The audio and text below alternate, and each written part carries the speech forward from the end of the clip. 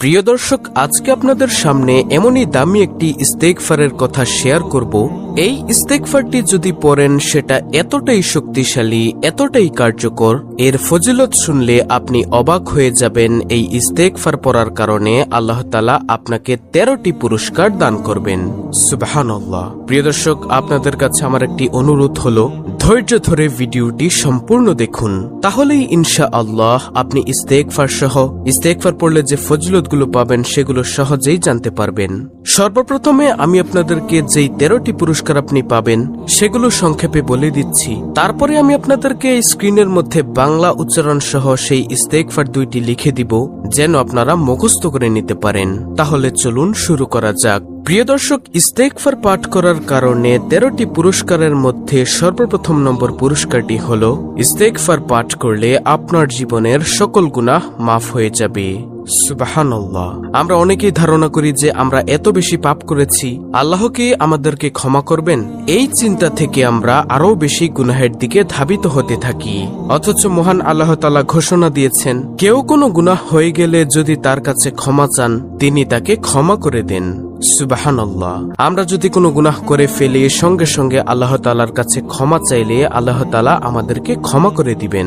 পবিত্র কোরআনুল কারীমে ইরশাদ হয়েছে, আর কেউ কোনো মন্দ কাজ করে অথবা নিজের প্রতি জুলুম করে পরে আল্লাহর কাছে ক্ষমা প্রার্থনা করলে আল্লাহকে সে ক্ষমাশীল, পরম দয়ালু পাবে। সুবহানাল্লাহ। সূরা নিসা আয়াত নম্বর 110।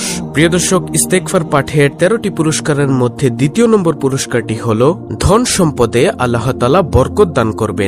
সুবহানাল্লাহ। দর্শক, এটিও কিন্তু আমাদের জীবনের জন্য খুবই গুরুত্বপূর্ণ। পাপমুক্ত থাকার অন্যতম মাধ্যম হলো ইস্তেগফার। ইস্তেগফারের মাধ্যমে মহান আল্লাহ বান্দাকে পরিশুদ্ধ করেন, ফলে তার রিজিকের অভাবও দূর হয়ে যায়। ইবনে আব্বাস রাদিয়াল্লাহু তাআলা আনহু থেকে বর্ণিত, রাসূলুল্লাহ সাল্লাল্লাহু আলাইহি ওয়াসাল্লাম ইরশাদ করেছেন, যে ব্যক্তি বেশি বেশি ইস্তেগফার করবে, আল্লাহ তাআলা তার সব সংকট থেকে উত্তরণের পথ বের করে দিবেন, সব দুশ্চিন্তা মিটিয়ে দিবেন এবং এমন উৎস থেকে তার রিজিকের ব্যবস্থা করে দিবেন যা সে কল্পনাও করতে পারবে না। মুস্তাদরাকে হাকিম হাদিস নম্বর 7677। তাহলে দ্বিতীয় নম্বর পুরস্কারে আমরা পাবো, আমাদের ধন সম্পদে, টাকা পয়সায়, ব্যবসা বাণিজ্যে, পরিবারে আল্লাহ তাআলা বরকত দিবেন ইস্তেগফারের আমল করলে। তারপরে তৃতীয় নম্বর পুরস্কারটি হলো, দুশ্চিন্তা, টেনশন, পেরেশানি দূর হয়। রাসূলুল্লাহ সাল্লাল্লাহু আলাইহি ওয়াসাল্লাম বলেন, যে ব্যক্তি নিজের জন্য ইস্তেগফার অর্থাৎ ক্ষমা প্রার্থনা নিয়মিত করে, আল্লাহ তাকে সব দুশ্চিন্তা থেকে মুক্তি দিবেন, সব সংকীর্ণতা থেকে উদ্ধার করবেন এবং তাকে এমন ভাবে জীবিকার ব্যবস্থা করে দিবেন যা তার চিন্তার বাইরে। সুনানে নাসাই 3819 নম্বর হাদিস। তাহলে তৃতীয় নম্বর পুরস্কারে আমরা পেলাম, সব দুশ্চিন্তা পেরেশানি দূর হবে এবং সব সংকীর্ণতা থেকে আল্লাহ তাআলা উদ্ধার করবেন এবং আল্লাহ তাআলা তাকে জীবিকার ব্যবস্থা করে দিবেন যা সে কল্পনাও করতে পারবে না, তার চিন্তার বাইরে। সুবহানাল্লাহ। চতুর্থ নম্বর পুরস্কারটি হলো, আযাব গজব থেকে রক্ষা পাওয়া যায়। মানুষের পাপের কারণে যে আযাব ও গজব অবধারিত হয়ে গিয়েছিল তা আল্লাহ তাআলা দূর করে দিবেন। অর্থাৎ আপনি একটি পাপ করেছেন, এখন আল্লাহ তাআলা আপনার পাপের কারণে যে আযাব গজব লিখে রেখেছিল সেগুলো আল্লাহ তাআলা দূর করে দিবেন এই ইস্তেগফারের আমলে। সুবহানাল্লাহ। তারপরে পঞ্চম নম্বর পুরস্কার, বিপদ আপদ, বালা মুসিবত দূর হয়। মহান আল্লাহ তাআলা মাঝে মাঝে বান্দাকে তাদের পাপের শাস্তি স্বরূপ বিভিন্ন ধরনের বিপদ আপদ ও আযাব দিয়ে থাকেন, কিন্তু তারা যখন ইস্তেগফারে লিপ্ত হয়ে যায় তখন তিনি আযাব উঠিয়ে নেন। পবিত্র কোরআনে ইরশাদ হয়েছে, আর আল্লাহ এমনও নন যে তারা ক্ষমা প্রার্থনা করবে অথচ তিনি তাদেরকে শাস্তি দিবেন। সূরা আনফাল আয়াত নম্বর 33। অতএব কোন ধরনের বিপদাপদ, বালা মুসিবত দেখা দিলে মুমিনের প্রধান কাজ হলো বেশি বেশি ইস্তেগফার করা, যে ইস্তেগফারটি আমি আজকে আপনাদেরকে বলে দিব। তারপরে ষষ্ঠ নম্বর পুরস্কার, সুসন্তানের মাধ্যমে সাহায্য করবেন। বিয়ের পর সন্তান লাভের জন্য মানুষ অনেক চেষ্টা করে, কেউ মাজারে যায়, কেউ বা পরে ভণ্ডের খপ্পরে, ঈমান হারায়, আবার কেউ অর্থ খোয়ায় কিন্তু সন্তান পায় না। অথচ আল্লাহ তাআলা ইস্তেগফারের বিনিময়ে এমন সুসন্তানের প্রতিশ্রুতি দিচ্ছেন যারা মা বাবার উপকারে আসবে, তাদের সাহায্য সহযোগিতা করবে। সুবহানাল্লাহ। দর্শক, সন্তান তো সবারই আছে, কিন্তু সুসন্তান কয়জনের ঘরেই বা আছে? দেখুন প্রিয় দর্শক, ইস্তেগফারের কত দাম। এই চ্যানেলের মধ্যে ইস্তেগফার সম্পর্কিত অনেক ভিডিও আছে। আমি প্রত্যেকটি ভিডিওতে বারবার বলি যে ইস্তেগফার করুন, ইস্তেগফার করুন, কারণ অনেক দামি একটি আমল হলো ইস্তেগফার। সপ্তম নম্বর পুরস্কারটি হলো, আপনার সম্মান বৃদ্ধি করবেন।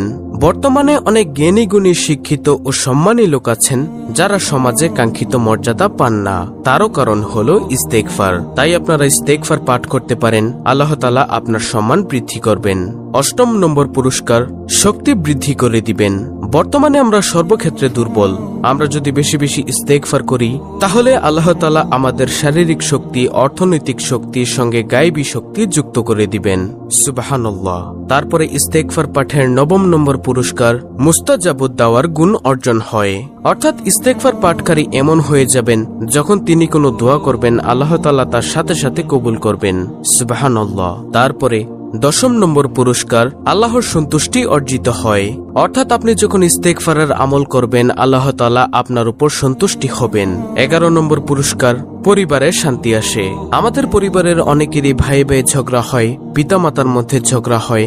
ইস্তেগফারকারী যখন ইস্তেগফার করে আল্লাহর কাছে ক্ষমা প্রার্থনা করে তখন তার পরিবারের মধ্যে শান্তি আসে, আল্লাহ তাআলা তার পরিবারের মধ্যে শান্তি বর্ষণ করেন। ইস্তেগফার পাঠের 12 নম্বর পুরস্কার হলো রহমতের বৃষ্টি বর্ষিত হয়।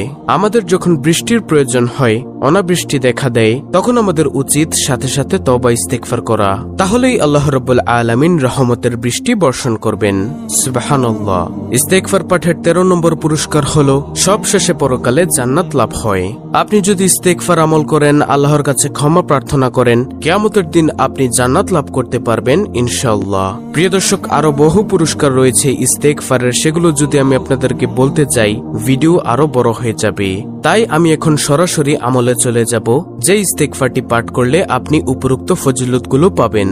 সুসংবাদ তার জন্য, আল্লাহ তাআলা সাধারণত তওবা ও ইস্তেগফার অর্থাৎ আস্তাগফিরুল্লাহ এর মাধ্যমে ক্ষমা করেন। পবিত্র কোরআনে আল্লাহ সেই ব্যক্তি সম্পর্কে বলেছেন যে ইস্তেগফার করে, নিশ্চয়ই আল্লাহ তাআলা সেই সকল লোকদের ভালোবাসেন যারা তওবা করে।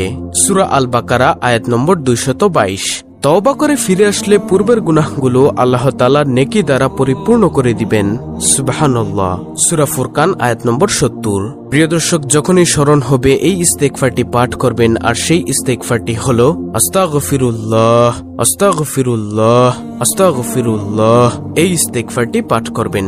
এটি গেল একটি ইস্তেগফার। আর সবচেয়ে পাওয়ারফুল গুনাহ মাফের শ্রেষ্ঠ ইস্তেগফার হলো সাইয়্যিদুল ইস্তেগফার।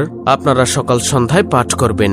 আর সেই সাইয়্যিদুল ইস্তেগফারটি হলো আল্লাহুম্মা আনতা রাব্বি লা ইলাহা ইল্লা আনতা খালাকতানি ওয়া আনা আবদুকা ওয়া আনা আলা আহদিকা ওয়া ওয়াদিকা মাসতাতু আউযু বিকা মিন শাররি মা সানাতু আবুউ লাকা বিনিমাতিকা আলাইয়া ওয়া আবুউ লাকা বিযাম্মি ফাগফিরলি ফাইন্নাহু লা ইয়াগফিরুয যুনুবা ইল্লা আনতা।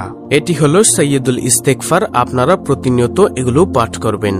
সবশেষে প্রিয় দর্শক, আমরা আসুন উক্ত আমলটি করে আল্লাহর দরবার থেকে সকল গুনাহ ক্ষমা করিয়ে নেই।